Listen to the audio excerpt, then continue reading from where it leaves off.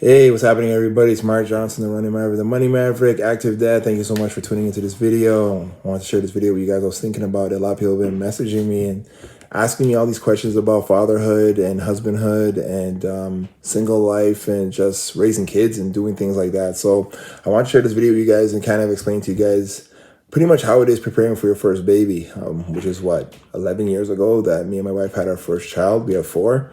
But my daughter was first, and preparing for a baby's not easy. Definitely, you have to make sure that you may not have everything ready. Like, I know a lot of people get the room ready, the nursery ready.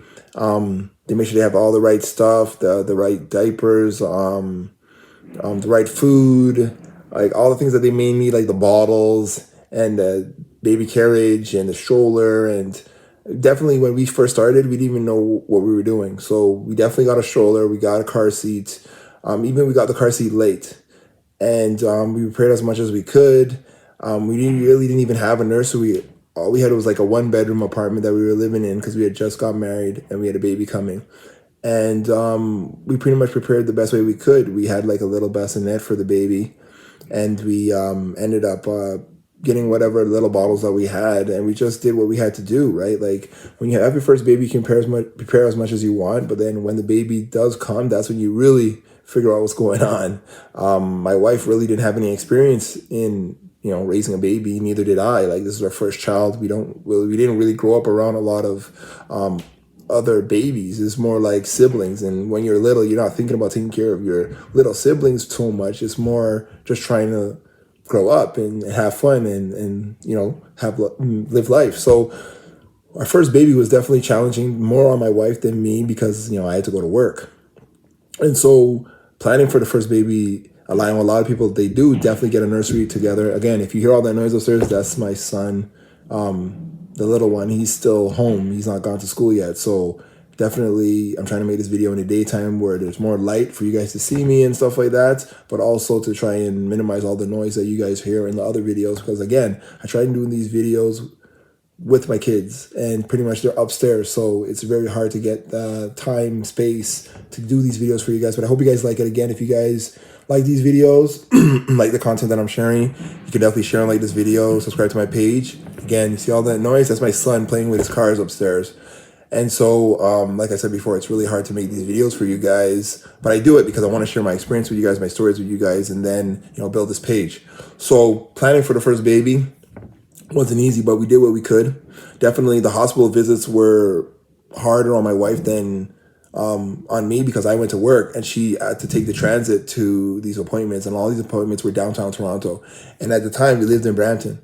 So she had to commute, and she didn't drive at the time. I was the only one driving. We only had one car. So she had to commute from Brampton to downtown Toronto, which was a hassle because Brampton's transit, I don't think it's gotten better, but I mean, I still hear that there's nightmares about it. It was so bad like 11 years ago that to get downtown took like maybe 3 hours one way, and then to come back took another 3 hours. So her commute to downtown for baby appointments or pregnancy appointments or visits was a pain. But that's where she had to go for her appointments. And so, the hospital visits they were hard on her for sure. And I thank God for her every day, because she had to go through a lot on her first pregnancy.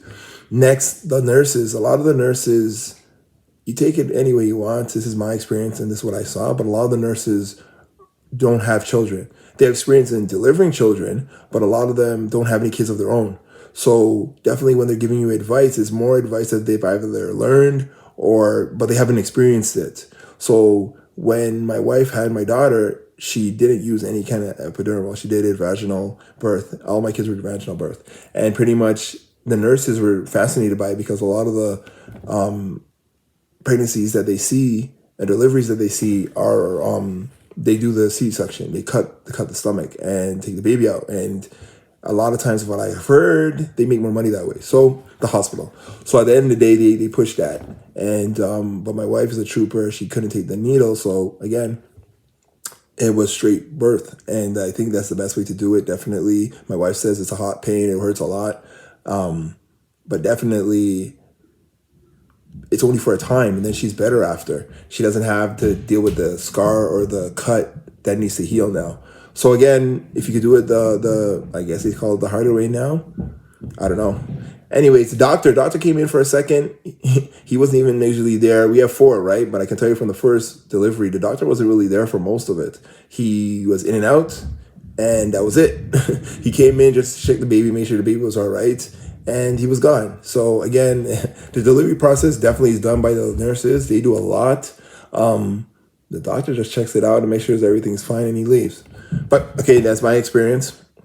Bring the baby home. The hospitals will not make you leave the hospital without a baby seat. So you cannot leave without a baby seat. So if you end up having a baby at a hospital, you have to make sure that you go buy the baby seat or go get it from home, or don't forget it. Because when you come to do the delivery, definitely you have to make sure that you have the car seat with you, because the hospital will not make you leave without the baby seat. It's the law. You have to have a baby seat for the baby. And then you have to learn how to strap it in the car. You have to learn how to put the baby in it. You have to make sure that the baby's nice and warm, and you have everything prepared, as in food-wise. You have to make sure that the breastfeeding is done properly, so because you don't want to go home and then have to learn how to do it. You want to make sure you know before you leave the hospital how it's done. And yeah, like I see as a man, the wife does so much. You know what I mean? She does so much. She does the delivery. She does the feeding.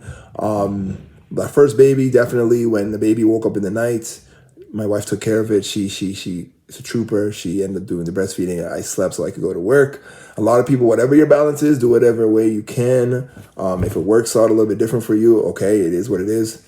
I'm taping on 2 things. I'm taping on the iPad, and I'm also taping on the phone. So if you guys see me looking a different way, it's only because I'm taping on 2 different things. But again, I want to share this content with you guys because people are asking me, how do you guys have 4 kids? How did you do the first one? Like, one kid is like a terror, you know what I mean? And most people don't want to have more than 1 kid, and we have 4. So I'm just sharing this experience with you guys because I haven't seen too much information online on how to prepare for the first child. Again, every child is different, and you have to make sure that you prepare, definitely. But again, you'll have 1 kid that loves running, and another kid that loves sitting, and another kid that loves watching TV, and another kid that loves talk a lot, and another kid that's very quiet, and another kid that loves sports, and another kid that doesn't like sports. So every kid is different. It's just that preparing for a babies really mature you. They grow you up. They make you know that it's not about you anymore. It's always about them. And definitely when you have a child, the dynamic definitely in the couple or the relationship changes, because child pretty much gets a lot of the attention. I'll share more content and videos with you guys, definitely, because this is not, you can't sum up everything in 10 minutes, or 10, 20 minutes. There's a lot of content, a lot of information that I can share with you guys just through experience, right? I didn't go to school for babying. We have 4 children, and I live in Toronto, near Toronto, Canada. And, Toronto life's a little bit different than anywhere around the world. So definitely I'm just sharing my experience with you guys. Not that I'm an expert, I just sharing my stories and my experience with you guys. Next, taking turns.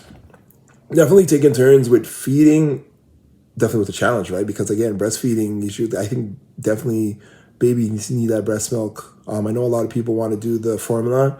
I don't really like formula. I think definitely baby can get all of its nutrients from the mother, but again, a lot of mothers choose to do differently, which is fine. You do any way that suits fine with you. Whatever way you see that is fit, that you want to do it a different way, that's okay. Do whatever works for you. But based on my experience, I think breastfeeding definitely is great for the baby. It gives the baby the nutrients that it needs. And if you can do it, I think it's best to do it as long as you can. Maybe at least a year. I know a lot of people stop at 6 months, but I think a year or 2, depending on how you feel and how it works for the baby, is the best, just because baby's getting all the nutrients from the mother, and that's the way God planned it, So I think breastfeeding is very important. Taking turns as in breastfeeding. My wife always did the breastfeeding. She didn't like the pump and stuff like that, putting it in the bottle. She just straight from the breast. So I think that's the best way. But again, you do any way that you want, any way that you please. Changing diapers. I tell you the truth, I didn't change diapers for like a full year. I didn't do it. Maybe I didn't want to mess up. I'm just lazy. I don't know. But again, this is coming straight from me. I didn't do it for a full year.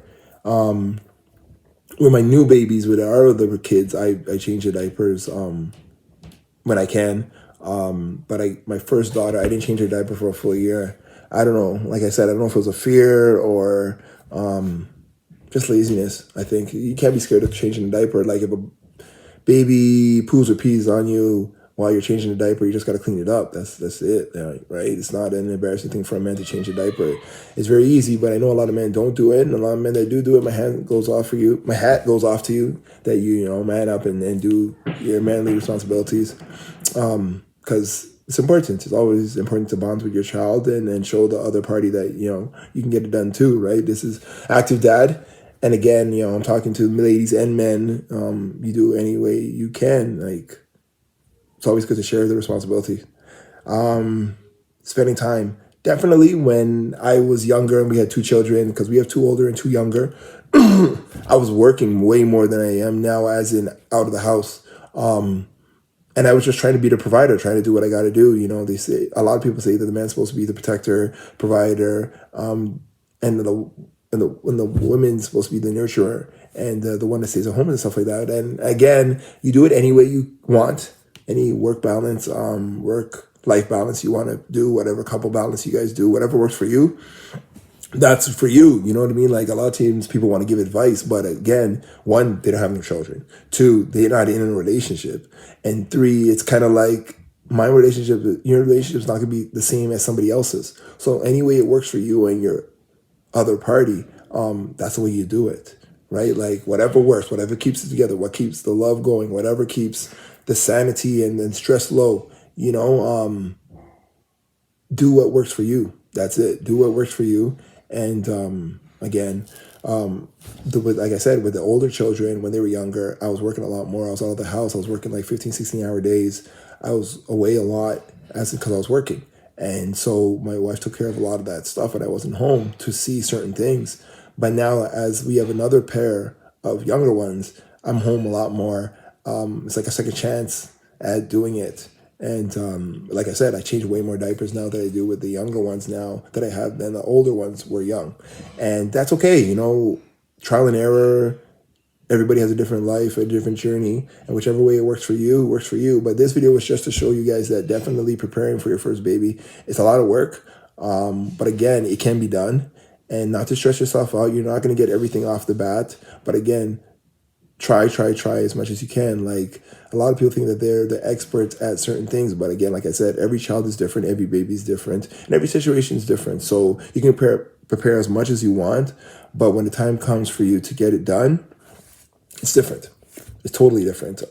So definitely, this is Mark Johnson, Active Dad. If you guys, again, like this content, share and like it, subscribe to my page. And definitely, I can know that you guys love it out there. Thank you so much for getting me to 120 subscribers. Definitely, I want to get to 1,000. So if you guys could push it, that's great. Thank you so much. Definitely, I see you guys love the content out there. You guys love it in Canada. You guys love it in the US. You guys love it in UK. I'm even getting a lot of subscribers from India, which is amazing. I have never been to India. I don't know if I look Indian. I don't know what it is, but I mean, I'm getting a lot of subscribers from India. So thank you so much. And yeah, this is Active Dad, Mark Johnson, the Money Maverick, the Running Maverick. I run, I'm active, I'm a father, I'm a husband, I'm married. We have 4 children, all different ages, straight from 10 down to 1. And so I have a full house. There's never a dull moment. There's always something going on here. So again, you can hear my son. That's him making noise up there. But again, this video, I'm going to sign off with you guys. I hope you guys keep pushing. Don't give up. Believe in yourself. Again, if you want to get any information from me, want to DM me, my contact's there. My email address is there. Just get in contact with me, all right? You guys take care. Keep pushing. Don't give up. Believe in yourself. You can do it, all right? Believe in yourself. Encourage yourself daily, all right? Take care.